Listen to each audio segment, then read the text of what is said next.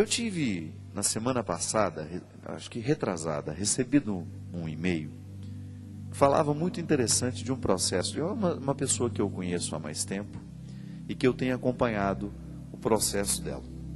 Qual foi a grande dificuldade dessa moça ao longo da vida? O alcoolismo. Ela começou bebendo socialmente e socialmente foi alimentando dentro dela essa dependência do álcool. Porque o álcool é ingrato, né? As pessoas às vezes estão achando que esse ato social de você tomar uma cerveja aqui e ali, que isso pode parecer inofensivo, mas com o tempo isso vai gerando uma dependência. E aqui ela chamou de uma espécie de sequestro, né, que o álcool fez na vida dela. E ela estava me dizendo assim: querido padre, tenho vivido esse desafio de não me sequestrar. Cada vez que passo na porta de um bar. Meu avô materno teve problemas com o alcoolismo. Meu avô paterno, que eu nem conheci, também.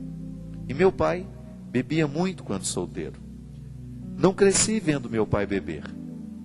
Quem me apresentou ao primeiro copo de cerveja nas festas foi um namorado. Ele não foi o meu primeiro amor, porém, aquele morreu de aneurisma quando tudo ainda era um sonho. Este era um homem mais velho, separado, passando por problemas de ordem sexual. E eu, com 20 e poucos anos, não sabia nada sobre a vida. No bar, com os amigos que ele me apresentou, eu bebia para esquecer da culpa de me sentir uma prostituta. Era exatamente assim como eu me sentia pela criação que tive. E não tinha coragem de ir para casa cedo e olhar para os meus pais. O álcool me ajudava a chegar tarde e entorpecida. Na época, padre, eu sabia da escola que trabalhava, eu saía da escola que trabalhava por volta das 5 horas e só chegava em casa por volta de 1 da manhã. Foi minha primeira fuga de mim, meu primeiro sequestro. Melhorei depois, mas nunca saí de verdade. Quando passava por dificuldades, era para a bebida que eu fugia. Como naquela situação mais recente que consegui te contar. Em minha foto do cadastro no lugar onde trabalho, percebo que meu rosto até era inchado. Depois que conheci o Senhor, reconheço que sou um pouco arrogante e até difícil. Não, desculpe. Depois que conheci o Senhor, apesar de ser um pouco arrogante e ter dificuldade de ser ajudada, comecei a viver um processo de mudança. Para eu me sentir tocada, para eu reconhecer os meus erros, eu preciso ser tocada profundamente. E hoje, reconhecendo isso, eu me mantenho fora dessa ilusão. E agradeço muito pelas suas palavras, que quando escuto, me ajudam a me manter em alerta. Com as suas palavras, eu aprendi a me amar um pouco mais. Obrigado, Padre. Fiz questão de ler esse e-mail, não preciso dizer de quem é, né? Porque primeiro ela faz um retrospecto de como é que o álcool entrou na vida dela e como é que ela reconheceu isso, uma espécie de sequestro. O sequestro da subjetividade é tudo aquilo que nos retira a inteireza. Como assim? Eu preciso ser inteiro para ser eu mesmo. E ser inteiro é muito difícil, porque o tempo todo eu tenho experiências em que eu saio de mim, mas nem sempre eu costumo voltar. Não é assim? Por exemplo, a experiência da generosidade. Eu ser generoso com o outro é, de alguma maneira, eu sair de mim. Mas para eu sair de mim, eu preciso, antes de tudo, estar em mim. Por isso que o conceito de pessoa, a partir da visão cristã, nos diz que só pode se dar ao outro aquele que se tem. Então, para eu amar, eu preciso, antes de tudo, me amar também. Eu preciso ter um zelo comigo. Porque, ao ser zeloso comigo, eu terei facilidade de zelar alguém. Ou até mesmo de passar pela experiência do zelo com o outro na vida do outro. Agora, se eu não consigo me amar, Se eu não consigo cuidar de mim, dificilmente eu vou cuidar do outro. Mesmo porque o processo de destruição, às vezes, ele se dá assim, nessa solidariedade pavorosa, né? Eu não me cuido, então eu vou convencer o outro a não se cuidar também. Eu uso drogas, eu me prostituo, então eu vou fazer de tudo para que o outro use drogas e se prostitua também. Veja bem que essa é uma maneira muito estranha de sair de si e de destruir o território do outro com as minhas interferências. E é natural que na vida a gente sofra essas influências o tempo todo. Quando eu sou zeloso por mim, quando eu tenho essa boa dose de amor próprio, o outro terá dificuldade de me convencer de me autodestruir. Não é verdade? Quando a gente se ama, a gente vai pensar 2, 3 vezes antes de aceitar a droga que o outro me oferece. E na história dessa moça foi assim. Primeiramente, um relacionamento de namorado que deve não ter sido positivo, que desencadeou justamente no vício. A experiência com o namorado, o que ela herdou desse relacionamento? O álcool, socializado. Começou a beber ao lado do namorado e daqui a pouco aquilo se avolumou tanto dentro dela que ela perdeu essa pertença. Hoje ela fala em estado de alerta. Um estado de alerta para ajudar a identificar o momento em que ela vai voltar a perder essa pertença. E minha gente, quem um dia foi sequestrado, quem um dia passou pela experiência do sequestro da subjetividade, vai ter que pagar o resgate o resto da vida. Porque esse é um preço alto que a gente precisa pagar. Ser dono de si é um preço bastante alto. Nós vamos ter que pagar esse preço o tempo todo, com a nossa autenticidade, com a nossa luta, com o nosso empenho. Ninguém é dono de si da noite para o dia.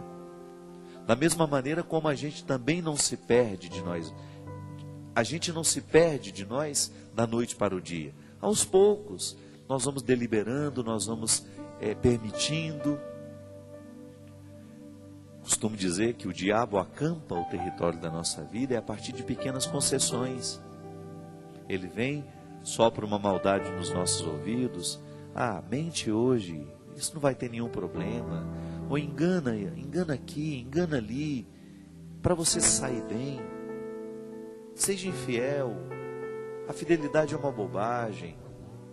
E a gente vai fazendo essas pequenas concessões que vão nos levando de nós mesmos. Aí é aquela frase do livro Sequestro da Subjetividade. Há pessoas que nos roubam, há outras que nos devolvem. É uma verdade isso. O tempo todo alguém estará nos influenciando, de maneira positiva ou negativa. Então, nos rouba aquele que nos influencia de maneira negativa, quando nos retira e fragiliza essa inteireza. Mas também pode nos ajudar aquele que de alguma maneira nos alerta para aquilo que precisamos fazer para que a gente não venha perder essa pertença. O álcool na vida dessa moça eu já acompanhei, já ouvi, já li outros momentos da vida dela. Deus tem resgatado essa moça, graças a Deus, através do meu ministério, mas sobretudo através da luta que ela resolveu travar. Ela decidiu que quer vencer. Ela não quer ser mais uma fracassada. Já são tantas as pessoas que o álcool tem fracassado, que a droga tem fracassado.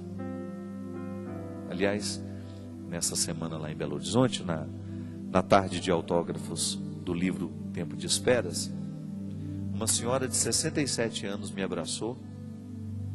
Não, ela tem mais. 67 anos é um tempo que ela disse, que era um tempo que ela estava lutando. Ela virou e falou assim: Padre Fábio, o senhor não sabe o quanto a Dona Maria, aquela senhora do acampamento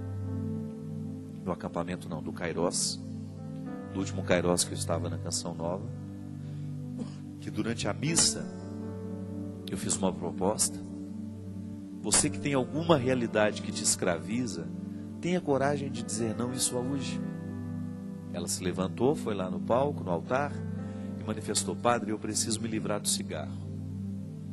E essa senhora me abraçou chorando também lá na tarde de autógrafos e me disse assim: o senhor não sabe o quanto o depoimento da Dona Maria, o desejo de lutar contra o cigarro, caiu no meu coração naquele momento. E ela estava lá para me agradecer, que desde aquele dia ela não tinha fumado mais também.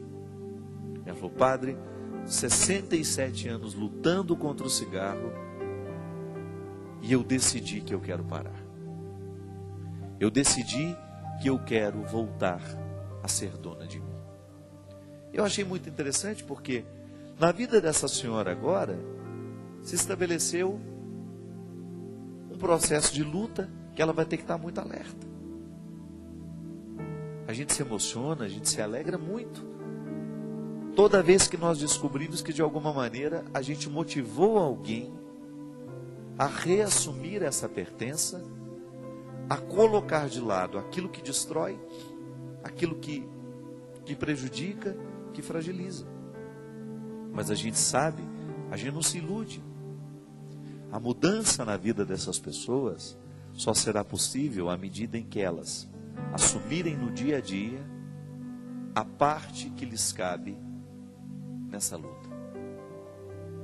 Teologia nos ensina: Deus quer o nosso bem o tempo todo, mas eu preciso dar passos na direção desse bem. Porque senão o querer de Deus não se realiza em mim. O querer de Deus se cumpre na vida humana à medida em que essa vida humana se dispõe à luta. À medida em que essa vida humana caminha na direção deste bem que Deus quer.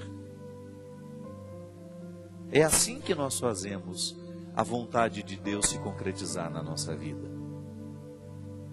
O sonho que Deus tem para mim, o sonho que Deus tem para você, passa o tempo todo pela nossa realidade. É na nossa realidade que nós vamos dar passos concretos na direção dessa transformação que nós precisamos viver e experimentar. Para isso, nós precisamos viver a dinâmica dessa moça. Estado de alerta. Cuidado. Você que iniciou na sua vida um processo de mudança e de transformação, cuidado. Jesus foi muito sábio quando nos propôs: vigiai e orai. Ele falava a respeito da vinda do reino. Mas quem diz que transformar a vida também já não é, de alguma maneira, a gente antecipar a chegada do reino? Pense nisso. Hoje, o reino de Deus pode estar presente na história a partir da sua vida. Aquela mudança que você tanto deseja realizar na sua vida, na sua história, antecipa a chegada deste reino.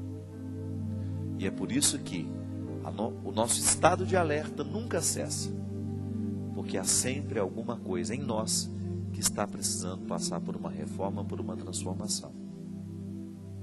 E há sempre alguma coisa em nós que nós precisamos selar com a fidelidade. E esse alerta é justamente para que a gente não perca o fio da meada, para que a gente não se esqueça do compromisso que a gente assumiu antes de ser com o outro. É um compromisso com a gente mesmo. Como a gente já dizia aqui, a experiência do amor próprio é a primeira realidade que Jesus transforma quando encontra a gente. Quando a gente se deixa encontrar por Jesus, a primeira coisa que Ele realiza na nossa vida é isso. Ele faz a gente voltar a gostar da gente mesmo. Ele faz o amor reacontecer. Aquele que está em Deus precisa voltar a se amar. E essa é uma realidade que nós precisamos cultivar todos os dias. Porque senão, muito facilmente, a gente vira nosso inimigo. E a gente começa a lutar contra a gente mesmo. E a gente começa a trazer toda a destruição para dentro de nós, esquecendo até muitas vezes que nascemos para a vitória, para a realização. Nós vamos para um rápido intervalo, daqui a pouquinho a gente volta. Lembrando que você pode ligar para nós, 0 operadora 12 31 86 26